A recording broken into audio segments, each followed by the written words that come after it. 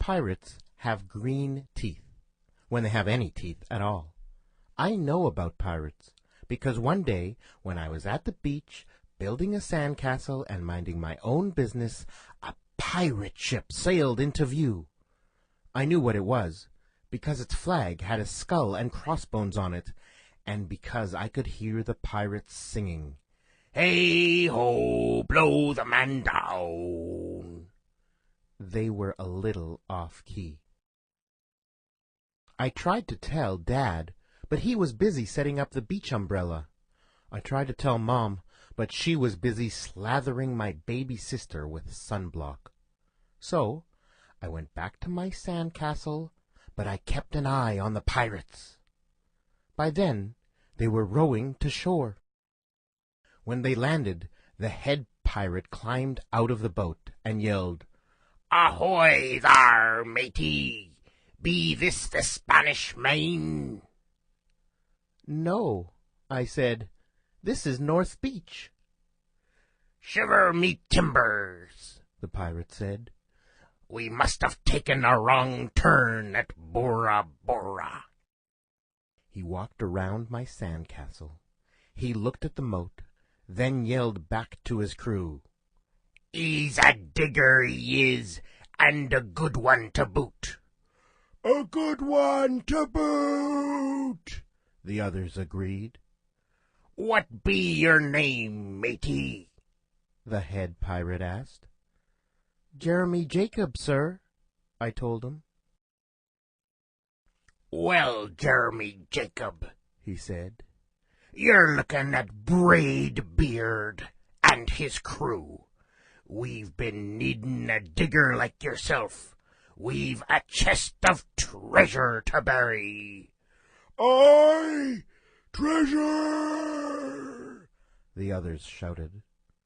"You're comin' with us," Braid Beard told me. I didn't think Mum and Dad would mind, as long as I got back in time for soccer practice the next day. That's how I became a pirate. As soon as we were on board, Braid Beard showed me the chest of gold and jewels. "Got to find a safe place for this here treasure. It's high time we were off," he announced. "We're off!" we all shouted. And then we set sail. There was plenty to do on board. The pirates taught me to sing sea shanties, the louder the better, and to say real pirate stuff like "landlubber" and "scurvy dog." By dinner time, I could speak pirate perfectly. I also learned pirate manners. Braid Beard pounded his fist on the table and yelled, "Down the hatch, my laddies! Down the hatch!"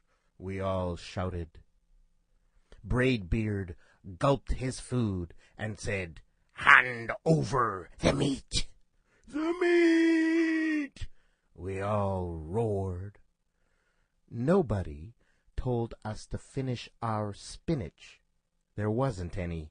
Or to chew up our carrots. They weren't allowed on board. We talked with our mouths full, and nobody said please or thank you. After dinner, I tried to teach the pirates to play soccer. Braid Beard kicked the ball and yelled, "Arr, soccer! Arr, soccer!" the crew yelled. Then everybody dove for the ball at once, and it rolled right off the deck. "After it, my hearties!" Braid Beard commanded. "After it!" we all whispered. We fought over who would go get the ball, but it didn't matter anyway, because a shark came along and swallowed it in one gulp. So much for soccer. By now it was past my bedtime, but nobody tells pirates to go to bed, to take a bath, or to brush their teeth. Maybe that's why their teeth are green. Pirates sleep with one eye open, just in case. And they don't change into pajamas unless they want to. Pirates don't do anything they don't want to, except for maybe swabbing the decks. I wanted to be a pirate forever. But then I found out what else they don't do. When I couldn't stay awake any longer, I asked Braidbeard to tuck me in and read me a story. "Tuck ya in," he bellowed. "Pirates don't tuck." "No tucking!" the crew cried. And the only thing they had to read was a map. "Don't you have any books?" I asked. Braidbeard looked confused. "Books?" I didn't even bother to ask about a good night kiss. It wasn't easy to fall asleep without a story, but I was finally dozing off when a storm broke. Thunder boomed and lightning flashed. I tried to hide under the covers as waves slammed up against the ship, but I kept falling out of my hammock. I couldn't find anyone in the cabin. They were all on deck. "Lower the sails!" Braidbeard shouted. "Batten down the hatches!"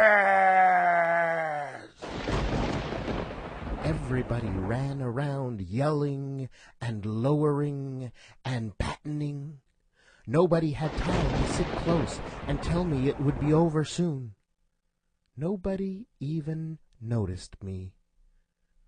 I decided that I didn't want to be a pirate after all. Just then, flash, crash, crack, lightning hit the mast and split it right down the middle. "What'll we do now?" yelled one of the pirates.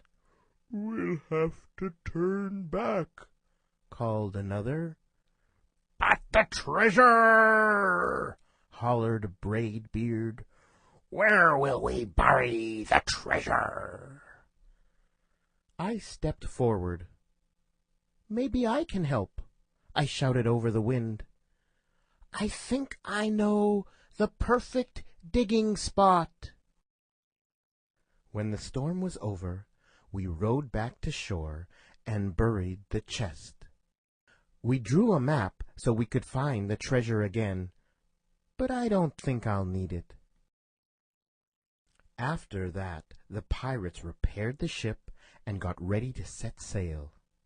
Before they left, Braidbeard handed me a flag and said, "Ya make a fine pirate, Jeremy Jacob.